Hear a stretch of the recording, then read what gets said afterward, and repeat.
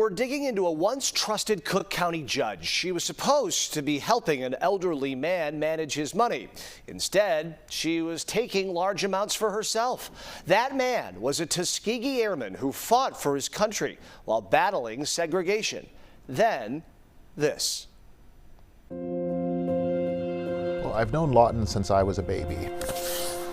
He's my grandfather's best friend. He's a Tuskegee Airman, World War II veteran, just an all-around wonderful person.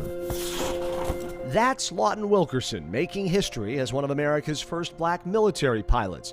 Tuskegee Airmen took frontline risks and then took heat as boundary breakers that many didn't like. Dealing with segregation, dealing with all of that while still also flying. It is amazing. After the military, he flew for fun, became a Chicago-based radio technician. He married, never had kids, and saved for his golden years. It was clear Lawton should have had hundreds of thousands of dollars, certainly enough to take care of him for the rest of his life, because he'd worked so hard and saved so hard. To tell the truth, I was doing that because I wanted to fly. But at age 94, for a man who spent a lifetime trying to avoid it, I came here. Turbulence arrived. Patricia Martin was seen as another kind of adopted family member, seen as someone who was trustworthy, who he cared about, who cared about him. When I first became the presiding judge of Martin, a relative through marriage, was viewed as the best person to oversee his finances. He had plenty to ride out his final years at this Southside retirement home. Every box for trustworthiness seemed to be checked there, and so she seemed like the perfect person. A lawyer turned judge who spent 24 years on the bench, rising to the top judge in Cook County's juvenile court. She'd been appointed to a nationwide commission by President Obama dealing with vulnerable children. She seemed like the perfect person on paper. In hindsight, she was not. In August 2020, word came from the nursing home that account balances weren't right, checks were being dishonored. The facility hadn't been paid in months. Lawton was $41,000 behind. We started by contacting Patricia Martin. She attempted to dodge and evade, and she didn't seem to have the time to return a phone call over such an important thing. Critical for Wilkerson, with his money now missing, he was told he was going to have to move out of the place he called home if things didn't get settled. She stole the money, we can see from some of the documents. 11 withdrawals over 18 months, pocketing more than $245,000, shutting down accounts without telling anyone, moving most of her new wealth into harder-to-track Bitcoin. It's hard to think of something more evil for her to have done, but she did.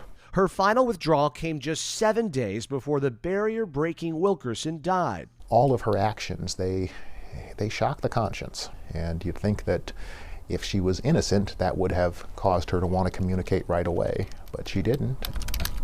She didn't communicate with them and later ignored the judge overseeing the lawsuit. Martin repeatedly failed to show up for court hearings, the judge ordering her to halt all transactions. But court documents show she ignored that too, continuing to move money. It makes me wonder what is wrong in Patricia's heart that she would do that to somebody. In the end, the judge ordered Martin to pay triple what she took, $1.1 million for the $250,000 she stole. It was a very nice feeling to see judgment enter, to see the court system taking it seriously, to see that despite the fact that Patricia had been a judge herself, that she's not above the law. But she knows the law and used it to get that $1 million judgment thrown out, in part because Wilkerson had died. She tried to drag it out, I believe hoping that my grandfather and other people would pass away before justice could be served. Martin lost her law license as a result of all this, admitting the evidence would clearly and convincingly establish the facts and conclusions of misconduct. Misconduct we asked her about back in 2023. Judge Martin, is there anything you'd like to say to the Wilkerson family about what's been going on? You can speak to my attorney. In the months that followed, this became a criminal case, too. Martin charged with money laundering and financial exploitation of an elderly person. Late last year, that case quietly ended as she pled guilty to one felony theft count, sentenced to 4 years of probation. Probation and a felony conviction for that sort of theft from that sort of a victim just is not quite enough. In the end, his care never suffered. But for a man whose legacy is etched in history, the moves and manipulation of Patricia Martin is etched in the minds of those that loved Lawton most. Lawton was such a fine man, one of the finest people I have ever met in my life. And Patricia Martin is one of the absolute worst humans. And to see that contrast between them is breathtaking. Patricia Martin declined to speak with us for this story. Lawton Wilkerson's loved ones are planning to file another lawsuit, continuing their fight to get back the money Martin took. All this as the disgraced and disbarred former judge continues to draw her government pension.